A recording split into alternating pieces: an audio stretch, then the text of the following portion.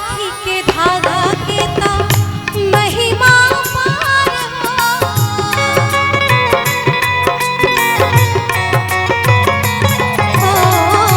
राखी के धागा के ता महिमा पार हो।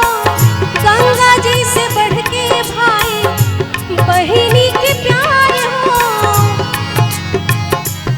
नैया दोनों के बंधाइल हो बंधनवा में। नैया दोनों के बंधाइल हो बंधनवा में। देखा टूटे नहीं कबहू सपनवा में। देखा टूटे नहीं कबहू सपनवा में। राखी हर साल कहले सवनवा में। राखी हर साल कहले सवन